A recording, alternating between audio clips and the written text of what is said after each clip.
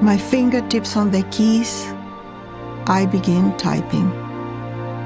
What comes out are memories. Memories and stories my grandfather told me. Vivid descriptions of ancestors I never met. Places in Chile I may never see again.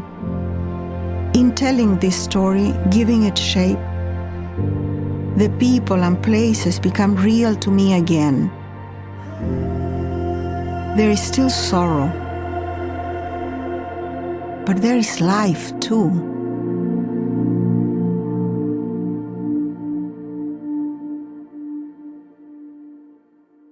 Best-selling author Isabel Allende has led an extraordinary life marked by moments of tremendous loss.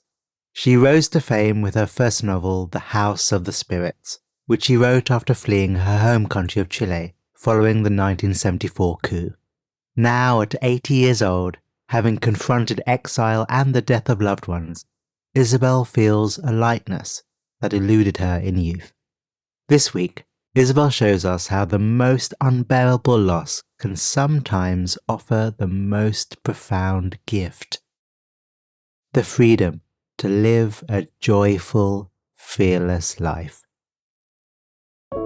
In this series, we combine immersive first-person stories, breathtaking music, and mindfulness prompts, so that we may see our lives reflected back to us in other people's stories, and that can lead to improvements in our own inner lives. From Wait What, this is Meditative Story. I'm Rohan, and I'll be your guide.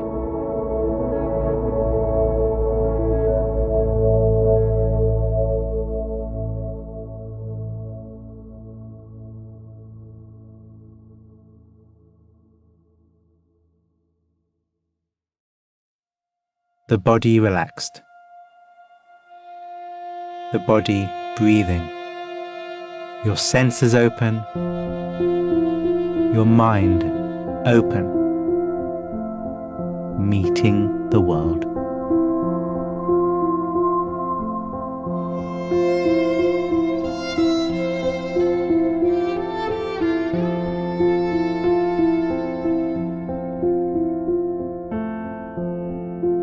I'm in the backyard of my grandparents' home in Santiago, Chile. The rough stone patio is lined with sprawling green shrubs and succulents. Towards the back, the stone gives way to a dusty fenced enclosure where the chickens and goat live. There are cats, wild cats everywhere, and of course dogs. Our family always has dogs. I'm 9 years old, and I'm lingering near the steps of the house. I watch my grandfather across the yard. He's dressed head to toe in black, just as he has been since my grandmother died. He stands near a large copper pot, the sides blackened by the open flame underneath. The dark concoction bubbles and thickens. The smell of burnt sugar fills the air. Blackberry jam. My grandfather shoots me a stern glance as if to say, "Don't even think about coming over here." But I already know better. The flame is hot. I'm terrified of getting burned. I avoid his gaze and skulk indoors. Compared to the noise of the backyard, the house is quiet as a tomb. The hallways lead to dark rooms. Even some of the furniture has been painted black as part of my grandfather's mourning. It's a sad place, without light or joy. A house with no parties, no flowers, no dessert, no music. After living here 6 years, my mother and brothers and I still feel like guests. My memories before this house are fragmented. My family is Chilean, but we live in Peru the first 3 years of my life, where my parents are diplomats. One day, my father disappears without a word, abandoning the family. our lives change completely. At the time, in 1945 in Chile, there's no divorce. In fact, Chile will be the last country in the world to get divorced, and that will be in 2004. So the situation is very strange and shameful. My mother is not prepared to support 3 children. We moved back to Chile to my grandparents' house until things get sorted out. It all feels temporary, uncertain. It's never clear what sorting out even means. And now my grandmother is gone too. I'm always afraid of what might come next. It sounds pretty horrible, but it isn't so horrible really. It's the way it is. The idea that children have to be happy is a very modern idea, a very American idea. Why would children be happy? It's a terrible time of fear, and you don't have any control over anything. It's usually, for most kids all over the world, not a happy time. I run my hand along the wall in the dark hallway, step lightly on the creaking floorboards. I stop at the threshold of my mother's bedroom. She's lying on the bed in the dark. Her eyes closed. She quietly moans. I rush to her side and clasp her hand, clinging to her. I'm here, Mama. It's okay. My head hurts, Isabel. I know, Mama. I know. My eyes fill with tears. My mother is a very sensitive person. She's always sick. I'm very attached to her. I press my hand to her forehead. Her clammy skin feels warm under my palm. I close my eyes in the darkness and pray. Pray that my mother will not die. Pray that she will not disappear like my father, like my grandmother. I can't lose her too.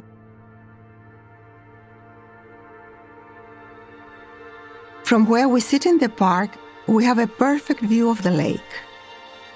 The sunlight shimmers on the blue-green water. Ferries and sailboats glide by in the breeze. Buildings rise up behind them. Around us, tiny European cars drive down the streets of Geneva. I'm 23, here, visiting my mother and my stepfather with my husband and our daughter, Paula. My stepfather directs Paula's attention toward the lake. See that out there? He points to the end of a long pier. There is a geyser in the lake there, and I am its owner. Paula nods seriously as if to say, yes, that's a fact. She believes the fantasy completely, unquestionably. Paula is only 2 years old, but she already is a little person. Dressed in a yellow and brown tartan jacket that I made for her, complete with matching hat, she looks like a little Sherlock Holmes. She doesn't babble like a toddler. She speaks in short, clear sentences. Don't help. I can do it. Thank you.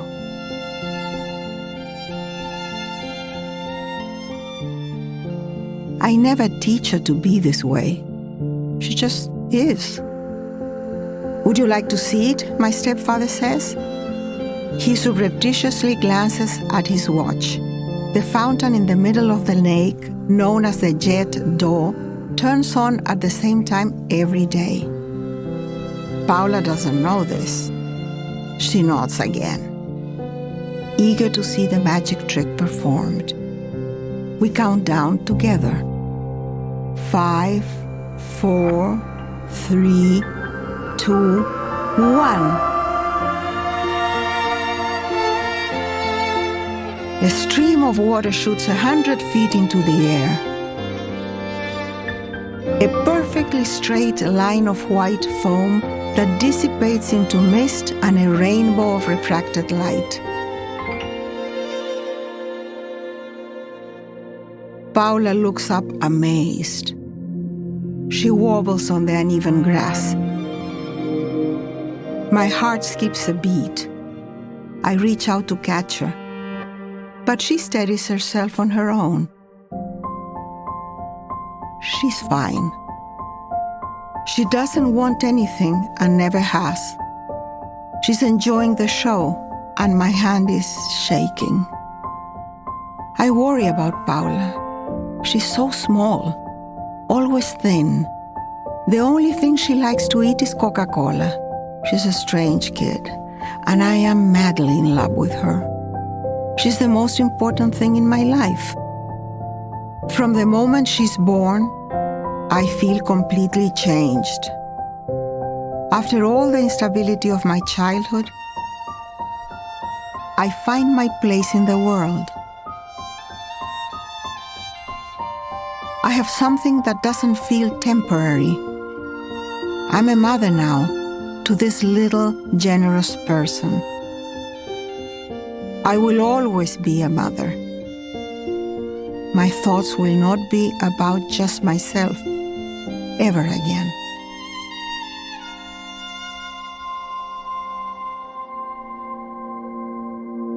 Paula is tired. She's ready to go home. I reach out and grab her little hand. I hold on tightly. Sometimes the idea of separating physically from Paula is painful, even when I just have to go to work for the day. I'm happiest when I'm attached to her. This visit to Geneva is like so many moves we'd made in my childhood, following my stepfather in his role as a diplomat. Every few years, we start from scratch, letting go of people and places and languages and friends and schools. But I am grown now, and soon will return to Chile, our home, where my whole life makes sense. I have my marriage, my daughter, my career as a journalist, my charming little house where my in-laws live next door. I see my grandfather every day.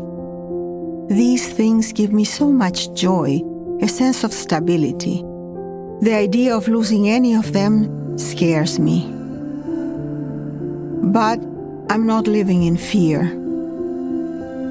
I'm finally rooted, full of energy, and surrounded by love.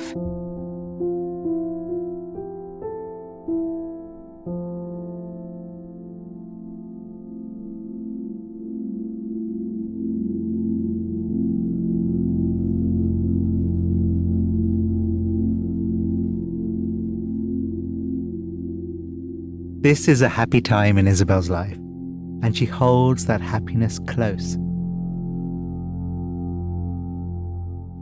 What's something in your life that makes you happy? That at this moment you couldn't imagine living without?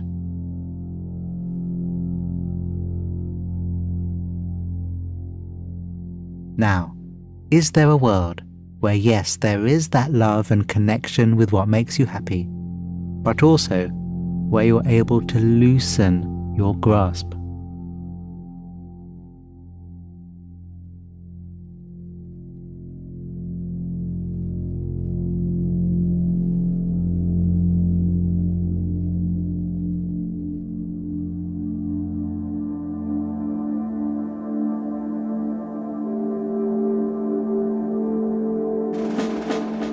It's at night.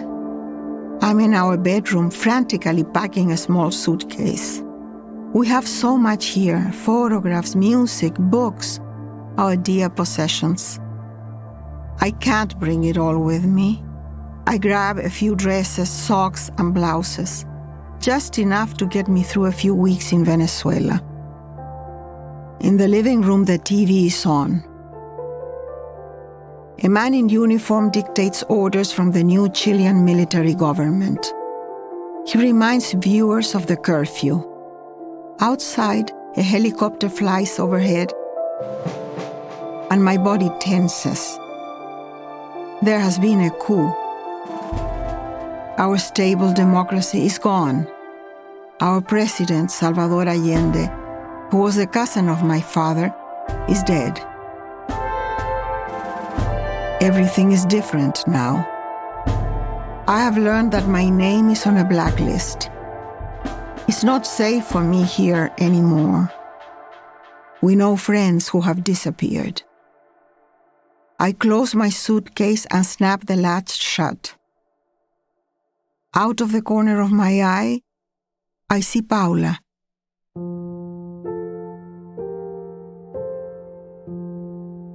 Standing in her nightgown in the doorway of my bedroom. Nicolás, my youngest, is at her side. I am 32 and Paula is 13, old enough to understand what is happening and so sensitive to the brutality of it all.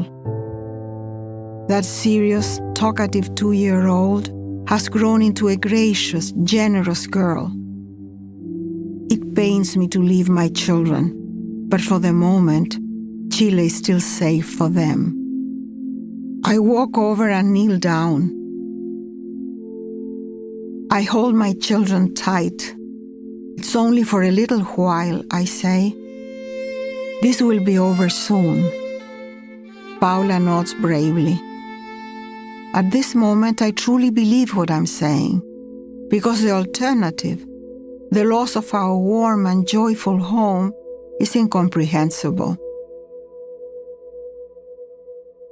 The kitchen is the only quiet place in our apartment in Caracas. It's small, but it has a large counter. Paula and Nicolás watch TV in the other room. The dishes are still on the table. They will have to wait. I have something I need to do. Something I need to write. I clear space on the counter and set down my small Underwood typewriter. Slide a sheet of white paper into the top, roll it up, and center the guide. I'm writing a letter to my 99-year-old grandfather. He's still in Chile, and he's dying. I've been in Caracas for 6 years, but I never really unpack. Not mentally, anyway. I never moved past the loss of our home. When my husband and children join me in exile after a couple of months, he brings the keys to our beloved house in Chile. Our things are still there, waiting for us to come home in some imagined future where everything gets sorted out. As I sit at the typewriter, unsure how to begin, Paula comes in for a glass of water and smiles at me. The children have adjusted to our loss. They are Venezuelan now. Paula, in particular, has a way of floating freely, happily through the world. She's not attached to any place or anything. When I give her a gift, she's so grateful. Then she turns around and gives it away. But I hold everything close, especially now. This is a time of survival. We have little money, very little certainty. There isn't a day that goes by that I don't reflect on everything I lost, everything I left behind. My fingertips on the keys. I begin typing. What comes out are memories. Memories and stories my grandfather told me. Vivid descriptions of ancestors I never met. Places in Chile I may never see again. In telling this story, giving it shape, the people and places become real to me again.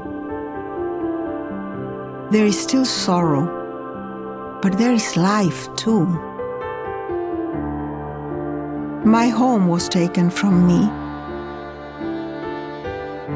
The loss of that feels unbearable.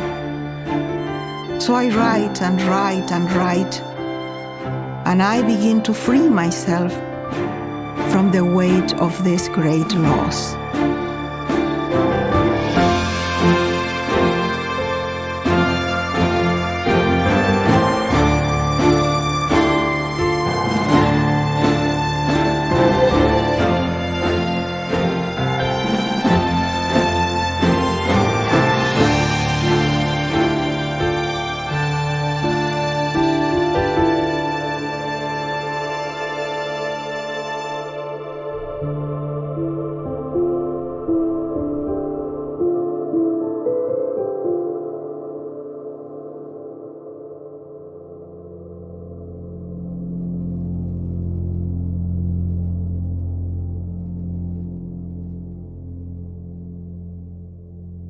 What are the stories from your family history or your past which bring lightness and joy?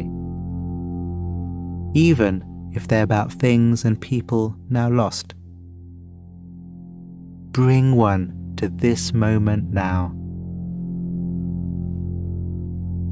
And let that memory brighten the mind. Past and present together.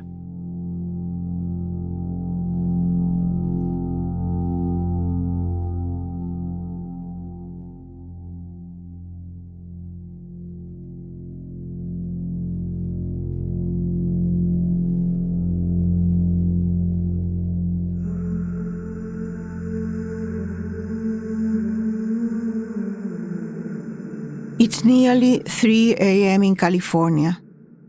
Our house is quiet, warm, peaceful. Paula is in her bed, the cat at her feet. The photographs of her loved ones are on the side table. The air smells sweet. There's a large vase with flowers on the dresser. She is dying. I stand at her side, my hand lightly in hers. Her fingers feel so thin, so fragile. It's hard to imagine that this is my extraordinary, soulful girl. I am 50. She's 29 now. It's as old as she will ever be. The last year has been one long, awful night. Paula is diagnosed with porphyria, a liver disorder. The wrong medication gives her severe brain damage, and she falls into a coma. I suffer every minute of it. I pray, hope, and weep. It's unbearable. I fight to protect her from everything, to make sure that she's comfortable, to do my absolute best to keep her alive. I refuse to accept I might lose her. It isn't enough. I know her body better than mine. I know her breathing. And I know something has changed. She is going. I call Ernesto, Paula's husband, who is in New York. I tell him it's time to read the letter Paula wrote on their honeymoon. I picture that night 2 years ago. Paula wakes from a dream in a small hotel in Scotland. She grabs some stationery and a pen. She writes a letter to her loved ones, her friends, her family, and she seals it in an envelope with the instruction, "To be opened when I die." Why would a young woman her age write a letter like that? I don't know, but that is who Paula is. Her letter includes the words, "We, the spirits." Every word of it is imprinted on my memory. I lift a frail hand and move it gently to her chest. I climb into her bed, feeling the soft blanket against my skin, the subtle warmth of her body. I hold Paula in my arms. The moment stretches on indefinitely, as though time has stopped. Something mysterious and sacred is happening. Throughout this year, when I held on to Paula, my grip was tight with fear, like it was with my mother as a child. But tonight feels different. I'm holding Paula, but I'm not holding her back. I'm here just to be with her in these last moments, to accompany her on this journey.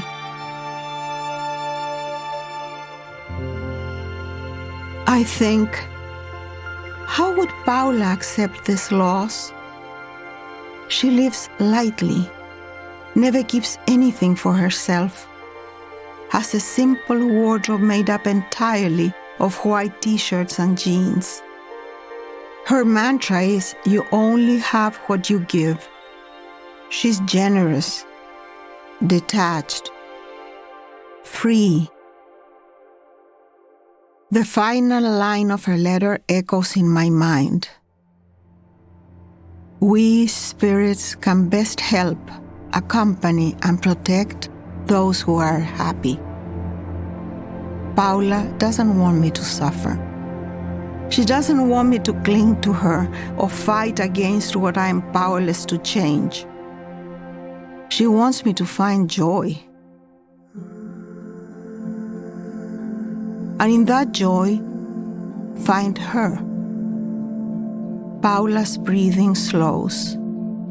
I lean close. I promise her, I will live the years that were taken away from you in your spirit.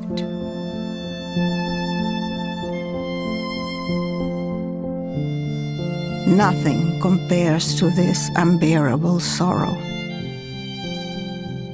It is the worst thing that will ever happen to me. And the most important, I'm losing the Paula that exists in her body. But I feel her spirit and her love in mine. Over time, I live up to the instructions she gave me. I learned to find joy, so her spirit can find me.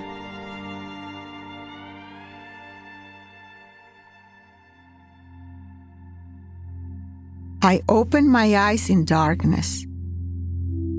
In the bed next to me, my 2 dogs snore, and my 3rd husband, my love, still sleeps.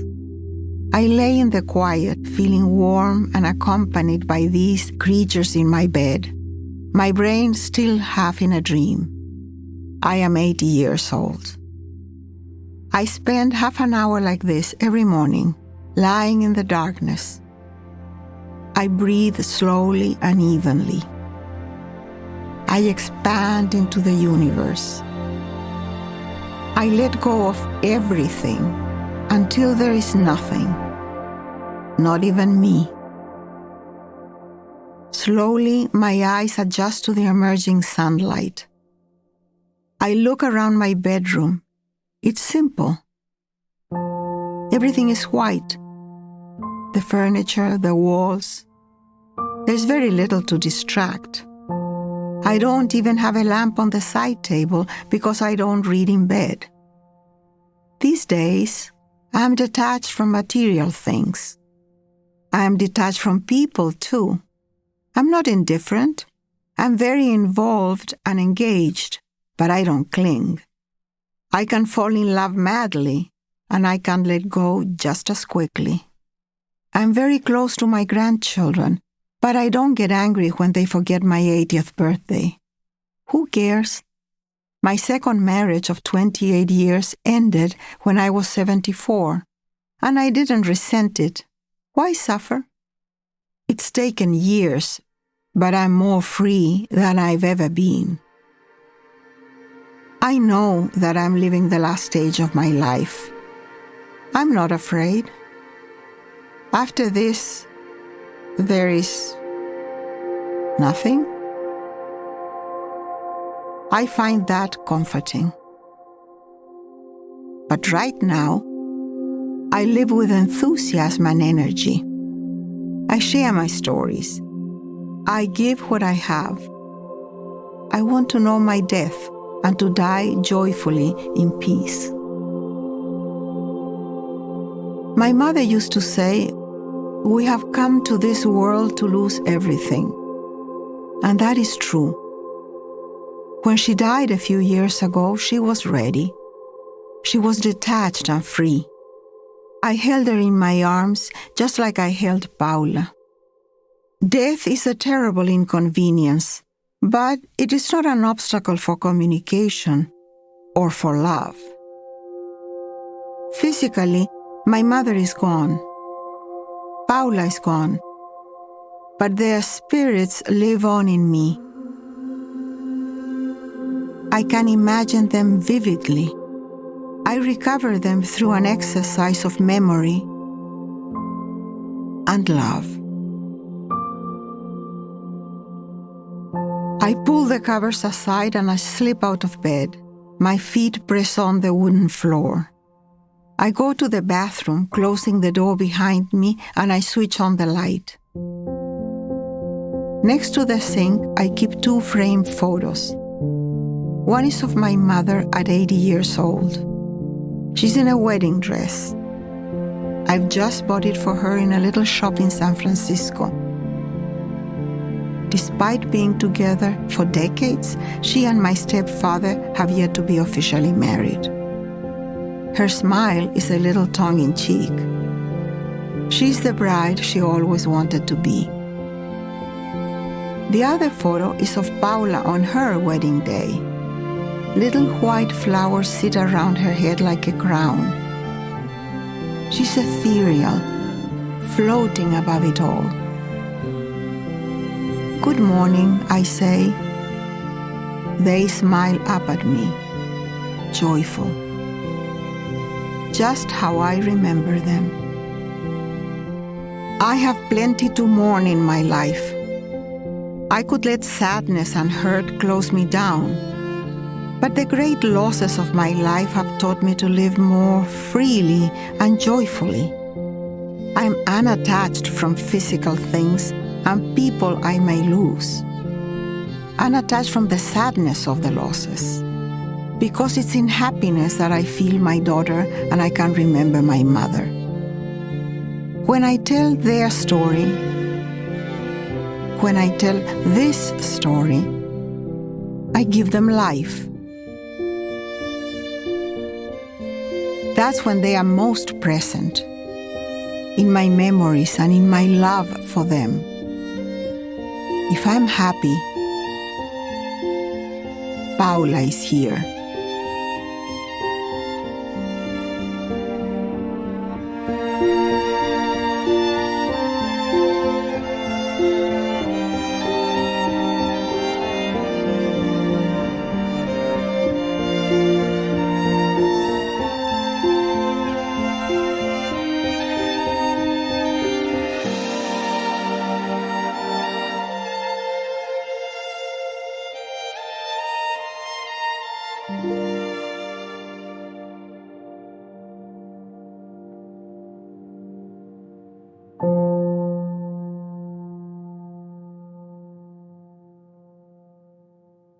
Thank you, Isabel, for your story and for your stories. So much loss in your story, Isabel. The loss of your home, the loss of the most important thing in your life. After hearing such a traumatic story, let's acknowledge how we're feeling and notice how things are for us right now. Present within us. Breathing however you are, notice how your body is, how your body shape is. There may be some tension, some holding or some discomfort that you might not yet be aware of. Recognize that. Honor that. And if it can be dissipated by softening the shoulders, the face, the belly, the breath, then that's good. And if not, then that's okay too. Soften the body, the breath anyway. The movement towards relaxation, an invitation, a channel for tension to flow when it's ready.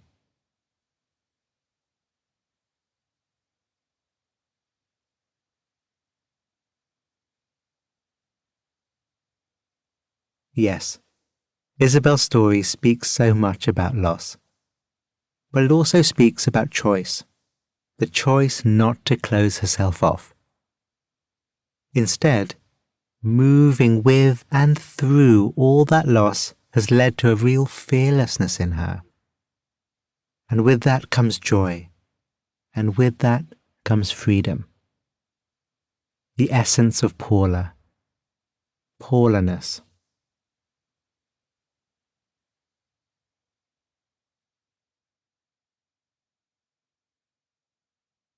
There's a different kind of meditation I'd like to invite you to try with me to close out today. It works best with our eyes open, but eyes closed is fine too. If it's safe to do so, take your non-dominant hand and ball it up into a fist. Feel the nails bite into the flesh of the palm. Feel the warmth of this fist, its power. There may also be some fatigue now if you've been holding it really tightly. So let the fist go. And notice the sensations now. The temperature of the air on your palm. Any tingling. Whatever is here, just know it. Notice also the position it's in, whether the palm is facing up or down.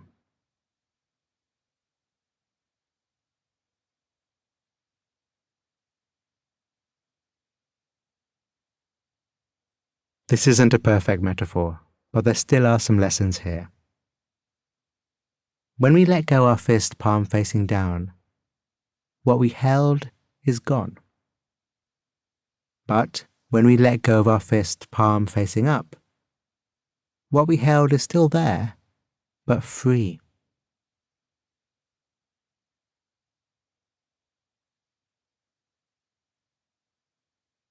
So what we're doing is becoming intimate with what holding feels like, then feeling the loss and noticing what arises when there's space.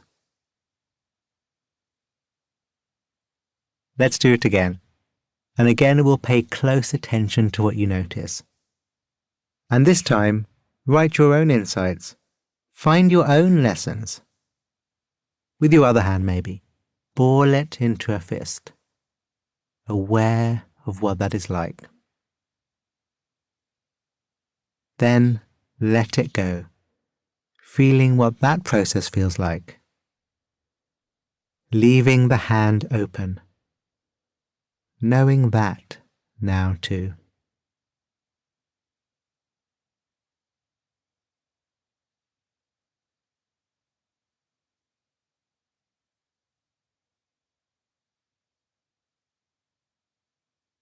What did you notice doing this? And did it relate in any way to how you hold things in life more generally? This practice is something I do quite often, and each time I do, it gets me really interested in having and holding. Interested about the process of losing and letting go. And interested about what you do have when you no longer have what you had. There is a pain, a tension to holding, and a release to letting go. But there's also a pain in losing, of no longer having.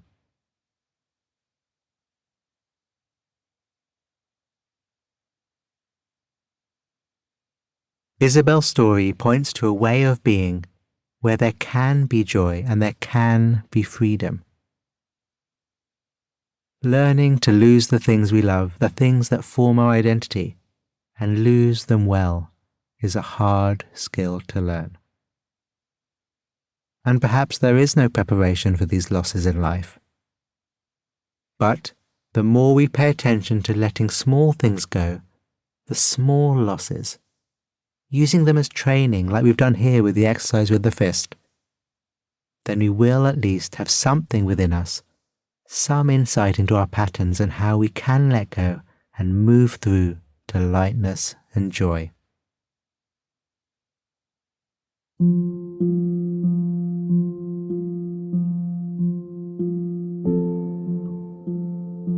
Thank you again, Isabel, for it all. And thank you. We'd love to hear your personal reflections from Isabel's episode. How did you relate to her story? You can find us on all your social media platforms through our handle @Meditative Story. Or you can email us at hello@meditativestory.com. Meditative Story is a Wait What original. Our executive producers are Darren Triff, June Cohen, and Rebecca Grierson. Jay Punjabi is our supervising producer. The series is produced by Dorothy Abrams. Original music and sound design by Ryan Holiday. Our script writers are Hannah Brencher, Marie McCoy-Thompson, Dan Nealon, and Florence Williams. Mixing and mastering by Brian Pugh. Special thanks to Emily McManus, Anna Pizzino, Sarah Tartar, Kelsey Capitano, Tim Cronin, Sami Oputa, Colin Howarth, Chineme Ezequena, Alfonso Bravo, Brad Whirl, and Adam Heiner. Additional music by Alfonso Bravo and Margot MacDonald. Viola by Marta Honer. And I'm Rohan Gunatillake, creator of the Buddhify meditation app and your host. Visit meditativestory.com to find the transcript for this episode.